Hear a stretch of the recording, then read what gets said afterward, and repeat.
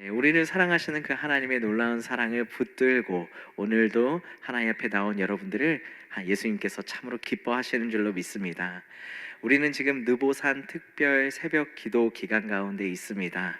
그래서 매일 이른 새벽에 나오셔서 하나님 앞에 찬양하고 말씀 듣고 또 간절히 기도하다가 오늘 이 늦은 시간에 또 주님을 사모하는 심령으로 우리 예배의 자리에 나왔는데, 우리 여러분께 하나님께서 말씀의 은혜와 또 여러분의 기도 가운데 응답하시는 놀라운 역사가 있기를 간절히 축복합니다.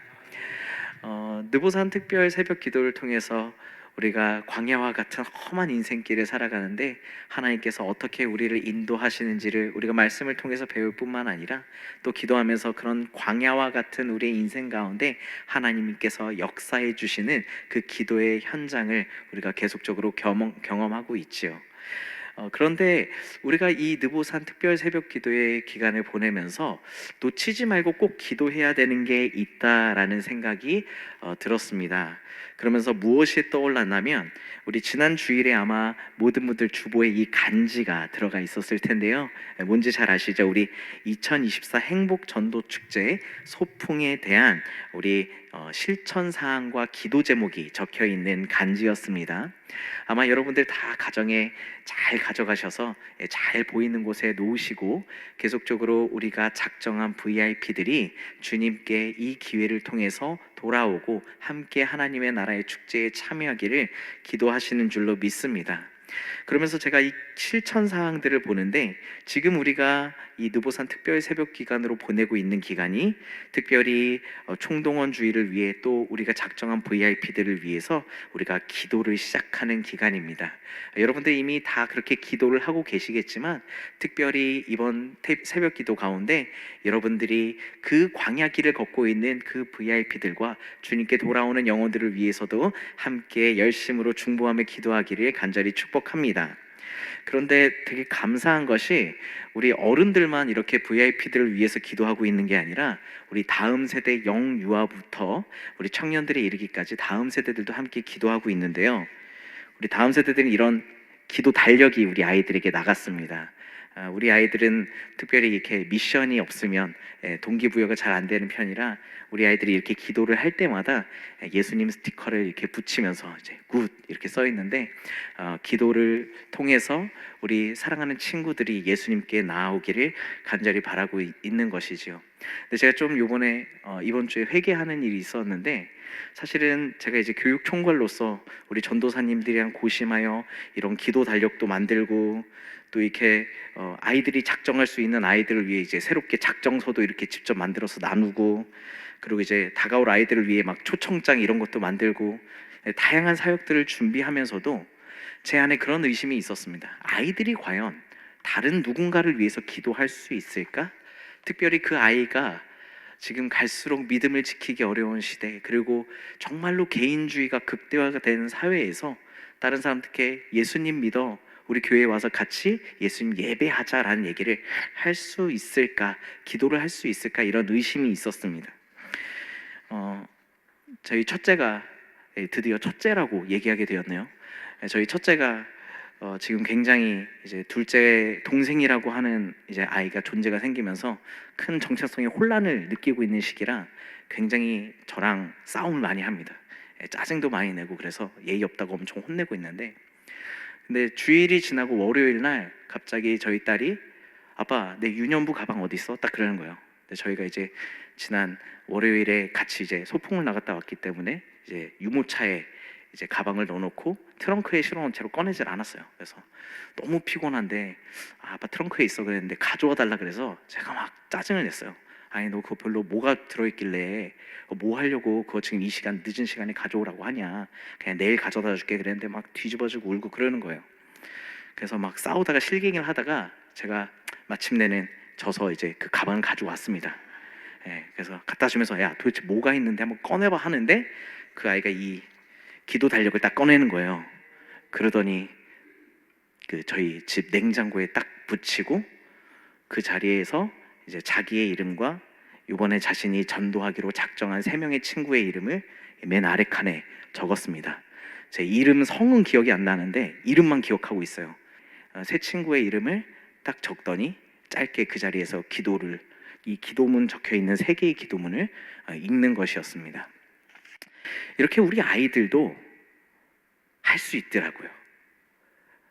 내가 믿는 그 하나님을, 내가 너무 사랑하는 예수님을 전하고자 하는 마음으로 기도할 수 있고, 그래서 우리 아이들도 반드시 전도할 수 있다라는 그 믿음을 가지고 있더라고요. 아이들을 의심했던, 특별히 저희 딸을 의심했던 저를 굉장히 책망하면서 회개하고, 우리 딸한테 성질내서 미안하다고 사과를 하였습니다. 정말로 전도하기 좋은 계절입니다. 시대의 상황은 갈수록 예수 그리스도를 전하기 어렵지만, 오히려 아무도 그래서 예수님을 전하지 않기 때문에, 오히려 그래서 예수님에 대해서 또 교회에 초청받는 것들을 한 번도 해보지 못한 사람들이 많기 때문에, 어쩌면 오히려 반대로 우리에게는 블루오션이 열려있다 할 수 있지요. 그렇기 때문에 우리는 이 기회를 놓치지 말아야 합니다. 예수님께서 우리를 구원해 주신 구세주이심을 전하는 그리스도의 백성이 되어야겠지요. 그런데 우리가 머리로는 우리가 이렇게 반드시 예수님을 전하는 전도의 사명이 우리에게 있고, 이것을 우리가 해야 된다는 것을 알고 믿으면서도 정작 이것을 실천하는 것은 굉장히 어려워하고 있지요. 전도를 하는 것이, 내가 때로는 이 예수님 믿고 우리 교회에 초청하는 것으로 말미암아 기존에 이 사람과 맺고 있었던 관계가 끊어지면 어떡하나 그런 걱정들도 있고요. 내가 예수님에 대해서 내가 잘 알고 있는 건가? 내가 복음 가운데 잘 거하고 있나? 스스로에 대한, 복음에 대한 의심도 있고요. 그리고 이것들을 통해서 내가 오히려 질타를 받고 비난을 받으면 어떡하나라는 걱정도 있습니다. 하지만 그런 모든 걱정들을 내려놓고 우리가 기도하며 또 전도해야 될 것은, 이것이 예수님께서 우리에게 하신 명령이며, 이 모든 명령을 수행할 수 있는 능력을 주님께서 반드시 주실 것이기 때문입니다. 오늘 우리는 사도행전 16장에 바울의 2차 전도 여행, 특별히 빌립보 교회를 만들어가는 그 과정을 통해서 그러면 우리는 어떻게 전도해야 할지를 함께 나누어 보고자 합니다.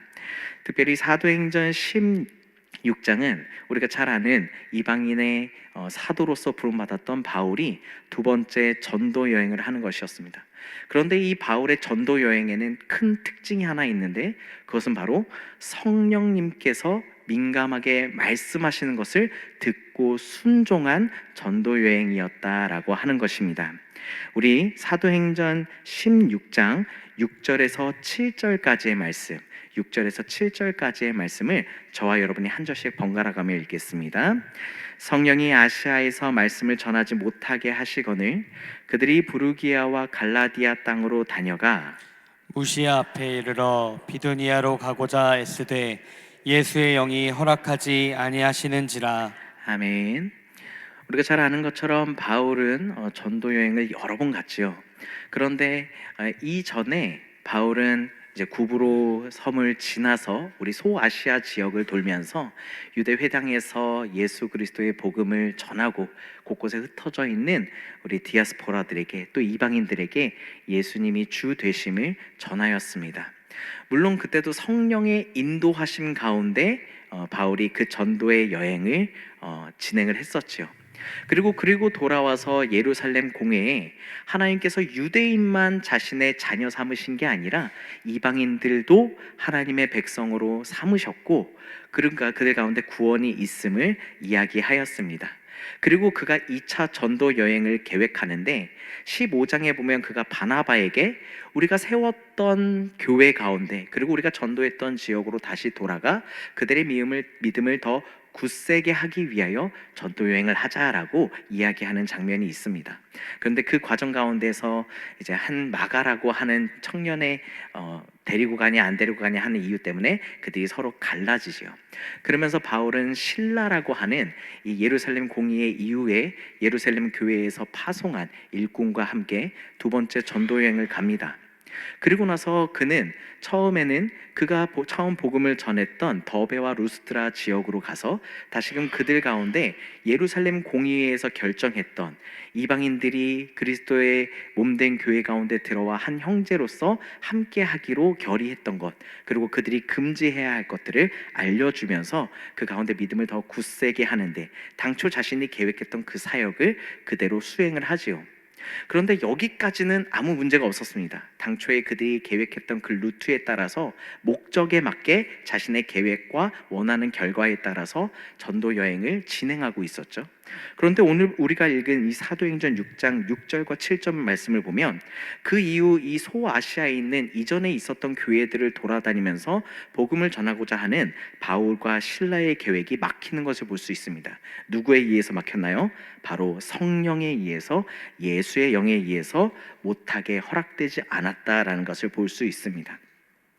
그런데 이렇게 우리는 당초에 내가 원하는 계획과 세웠던 것들이 좌절되고 막혔을 때 우리는 어떻게 기도하나요? 하나님, 저는 이것을 정말 해야 되는데 왜 막으십니까? 왜 나에게 이런 시험을 주십니까? 왜 내가 정말 하나님께 영광 돌리고 하는 일인데, 나조차고 하는 것도 아니라 하나님의 나라와 의를 전하고 예수 그리스도의 복음을 전하기 위한 일인데 왜 막으십니까? 라고 때를 쓸 수도 있어요. 그런데 바울은 그러지 않았다라고 하는 것이죠.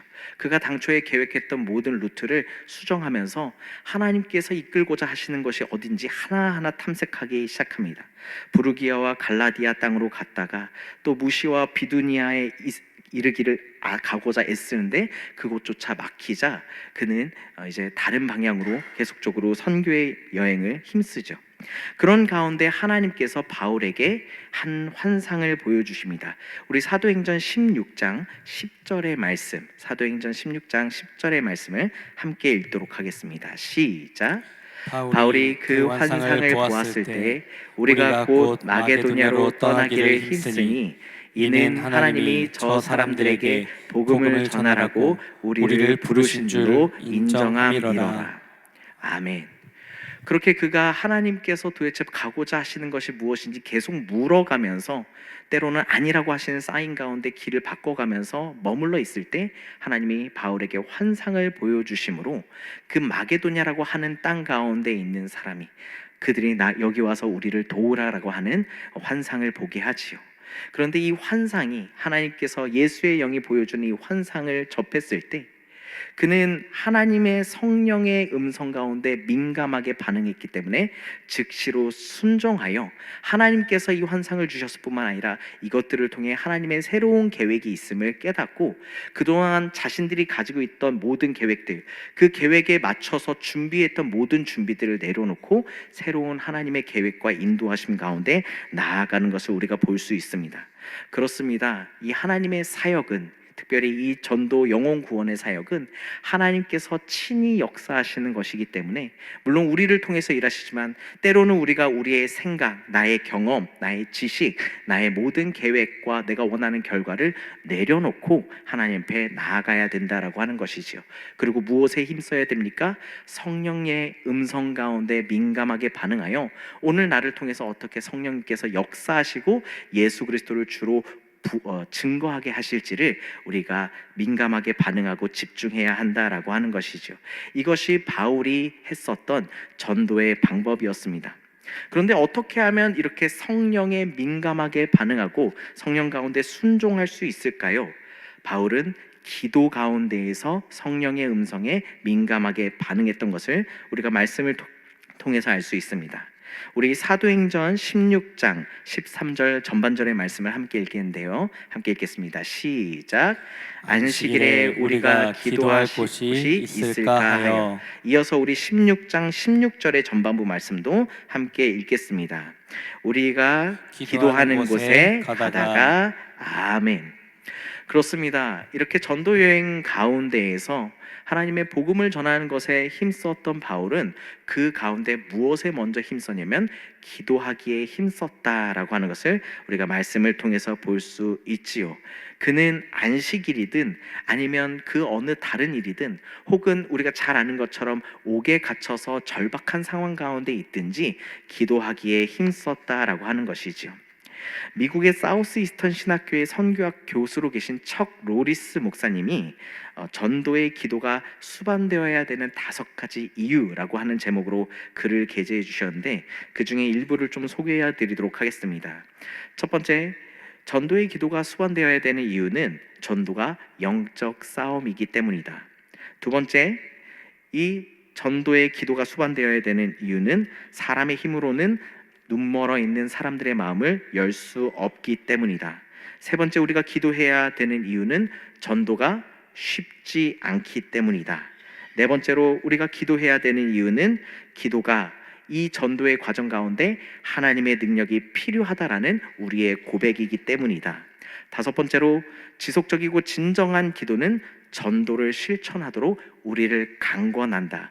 그렇기 때문에 우리는 전도를 위해서 하나님 앞에 기도해야 된다라고 이야기를 하고 있습니다.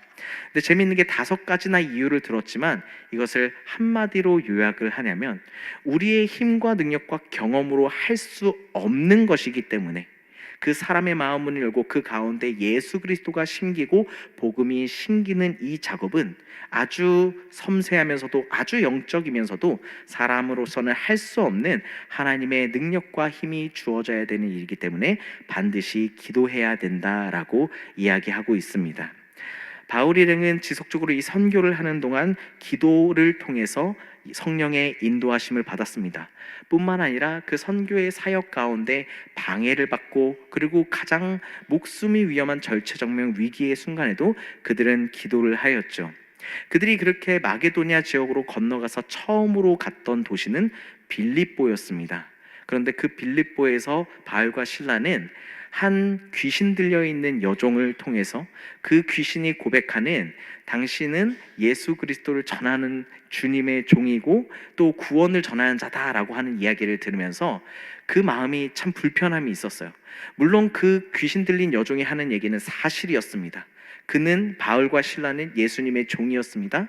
그리고 그들이 전하고자 하는 예수님은 이 세상의 죄로 말미암아 죽을 수밖에 없는 사람들을 구원하시는 분이었습니다. 그런데 그 사실을 전함에도 불구하고 그 다른 이방신의 계시를 받아 전하는 그 귀신 들린 여종이 마치 자기들과 동급화되어서 예수 그리스도의 구원을 퇴색시키는 것 때문에 불편함을 느끼고 바울은 그에게 귀신이 떠나도록 명령했습니다. 기도 가운데 성령의 능력을 힘입어 그가 선포하자마자 귀신은 떠나갔고 그로 말미암아 그 여종을 통해서 수입을 얻던 수많은 사람들이 그 바울과 실라를 고소하게 되었죠. 안타깝게도 바울과 실라는 이 일 때문에 깊은 감옥에 갇히고 그 감옥에 갇힐 때에 그냥 성한 몸으로 갇힌 게 아니라 매를 맞고 채찍질 당해서 아주 영적으로도 육적으로도 힘든 상황 가운데 그들이 갇혔습니다. 그들은 그렇게 힘들고 어려운 상황 가운데에서도 내가 왜 이렇게까지 고난받아야 되나 불평하고 불만을 가지고 하나님을 원망하는 것이 아니라 오히려 이런 상황과 환경을 통해서 역사하실 하나님 앞에 또 이 빌립보 교회의 주님을 알지 못하는 이들을 위해 기도하고 하나님께 찬양했다라는 것을 우리가 알 수 있지요. 이렇게 하나님 앞에 끊임없이 자신의 연약함을 올려드리며 또 하나님께서 구원하실 영혼들을 위해 기도했기 때문에 성령께서는 바울을 통해 또 실라를 통해 그 자리에 있는 사람들을 통해 역사하셨습니다. 우리가 잘 아는 처럼 성령의 역사가 어떻게 기도를 통해 일어났습니까? 그렇게 기도하고 찬양하는 가운데 감옥문이 열리고 그들을 잡고 있던 쇠사슬들이 풀리는 기적을 경험하게 되시오. 그러면서 하나님께서는 이 빌립보 교회를 세우게 되는데 가장 중요한 역할을 하게 되는 놀라운 역사, 놀라운 만남을 있게 하시는데 그 감옥을 지키던 간수장이 그 감옥문이 열린 것을 보고 마치 죄수들이 다 탈출한 것으로 착각하여 스스로 목숨을 끊으려고 하는 사건이 발생합니다. 그런데 놀랍게도 바울이 그들을 막지요. 아무 죄수도 탈출하지 않았으니 자결하지 말아라. 그 당시에 로마의 법상으로는 그 간수가 죄수들을 놓쳤을 경우에 죄수가 받아야 되는 모든 형벌을 받아야 됐기 때문에 때로는 그 죄에 대해 연결되어 있는 자신의 가족들까지도 모두 죽을 수밖에 없는 상황이었기 때문에 그는 스스로 목숨을 끊으려고 했습니다. 그만큼 죽음에 아주 맞닿아 있는 상황이었죠. 하지만 그 가운데 바울이 그의 생명이 죽음 가운데 가지 않아도 생명 가운데 있음을 알려주자 그는 이제 자신의 육적인 생명뿐만 아니라 자신의 영적인 생명에 대해서도 궁금함을 가지게 됩니다.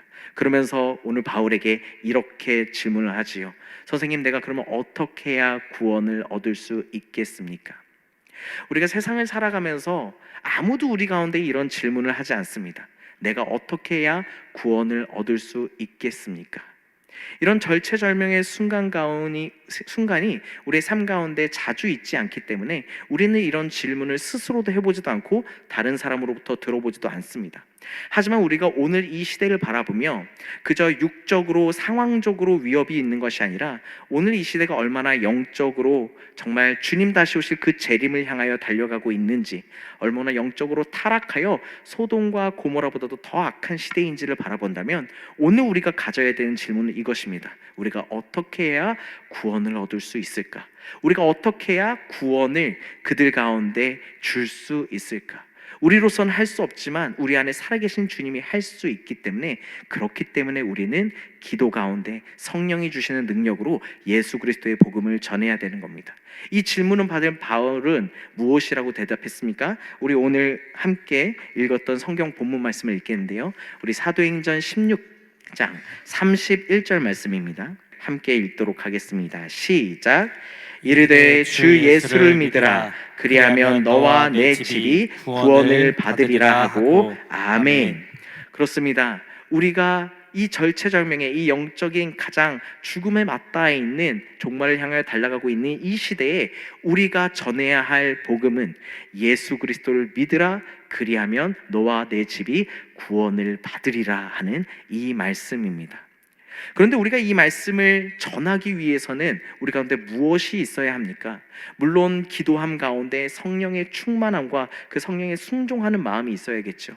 그런데 한 가지 우리에게 더 필요한 것이 바로 이 주님이 나를 구원하셨고 오늘 나를 통해서 또한 주님을 알지 못하는 이 VIP들과 사랑하는 우리의 가족과 이웃들을 구하고자 하신다라는 믿음의 확신이 필요한 것입니다. 그렇기 때문에 이 모든 확신을 가지고 또 하나님께서 우리를 통해서 그들을 반드시 구원해 주시기를 간절히 바라는 믿음 가운데 우리는 오늘 한날을 살아가야 되고, 그 마음을 가지고 우리는 그들을 위해서 기도를 해야 되는 것입니다. 이렇게 기도할 때 하나님께서는 오늘 바울과 실라를 통해서 그 간수와 그 가족들이 예수 그리스도를 주로 영접하고 그 가운데 그들이 시작이 되어서 빌립보 교회가 세워져 그 유럽 지역 가운데 주님의 복음이 선포되는 놀라운 역사가 일어난 것처럼 오늘 우리의 고백을 통해서, 우리의 기도를 통해서, 우리가 예수 그리스도의 이름을 전함을 통해서 우리 광석교회 가운데 또 한국교회 가운데 하나님의 귀한 영혼들을 보내주시는 줄로 믿습니다. 우리 이번 누보산 특별 새벽 기도회 가운데 또 누보산 특별 새벽 기도가 끝나고도 우리가 이 기도의 끈을 놓치지 않고 예수 그리스도를 주로 고백할 뿐만 아니라 주님 앞에 수많은 영혼들을 초청하여 함께 예배드리는 놀라운 역사가 있게 되기를 간절히 축복합니다. 그것들을 통해서 얼마나 놀라운 결과가 일어났는지 우리 사도행전 16장 34절의 말씀을 다 같이 함께 읽도록 하겠습니다. 시작. 그와 온 집안이 하나님을 믿음으로 크게 기뻐하니라. 아멘.